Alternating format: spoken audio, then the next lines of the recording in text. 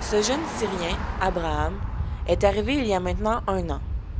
Il a vécu l'horreur pendant la guerre en Syrie. Capturé par les terroristes, il s'est retrouvé emprisonné et battu au milieu d'un petit village dévasté nommé Homs. Il a été interrogé durant des heures et torturé. Finalement, sans savoir pourquoi, il a été lâché et a ainsi pu rejoindre sa famille à Alep. Haydoun lui a prêté main forte à lui et sa famille pour leur venue au Canada. Les terroristes m'ont attrapé. Ils m'ont amené dans une maison où il y avait plusieurs chambres. J'attendais des cris de torture venant des chambres.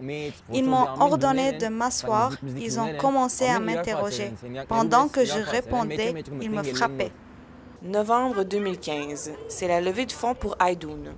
Depuis sa création en 2007, il s'agit de l'organisme ayant aidé le plus de Syriens. Il les aide à s'installer, à s'intégrer, à se franciser et à trouver du travail à travers le programme de parrainage collectif. Un programme unique au monde, mais que les organismes doivent soutenir à eux seuls.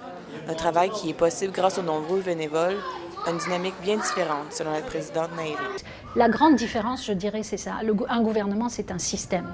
Nous, c'est un petit organisme avec des personnes qui sont très personnellement engagées.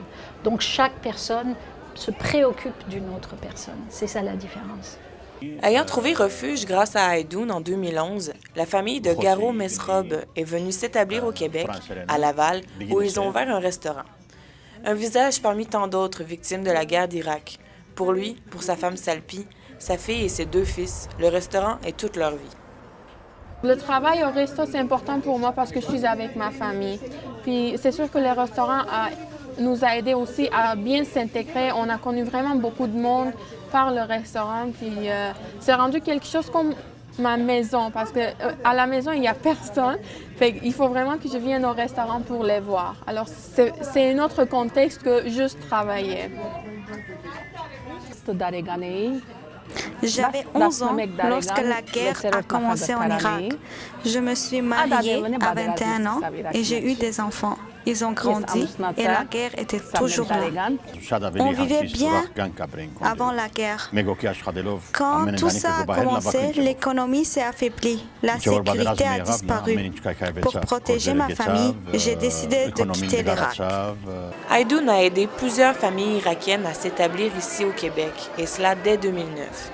Il a parrainé au total 109 familles irakiennes, mais la crise a continué. La crise des Syriens a fait en sorte que nous avons dû commencer à parrainer aussi les Syriens.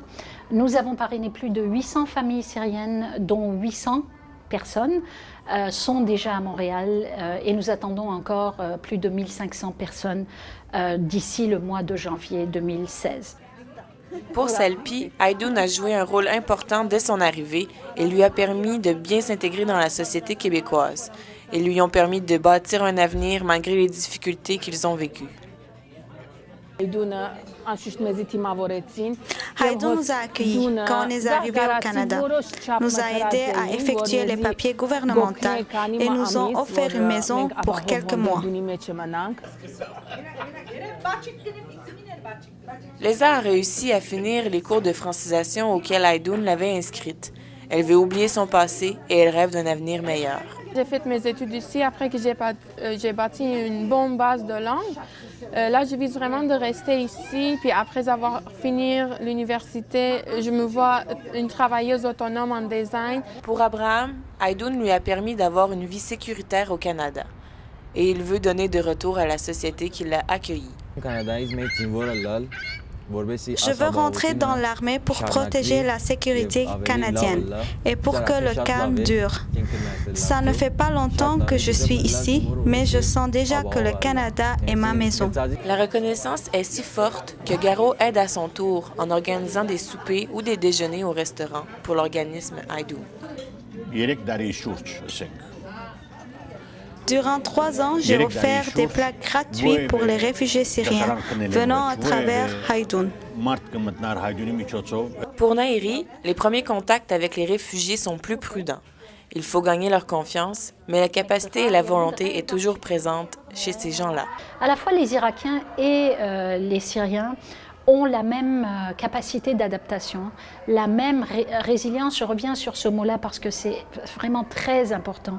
Parfois, c'est des gens qui avaient chez eux, qui étaient des chefs d'entreprise, qui avaient plusieurs maisons, qui avaient des personnes qui les aidaient dans leur maison, des personnes pour les servir et tout ça.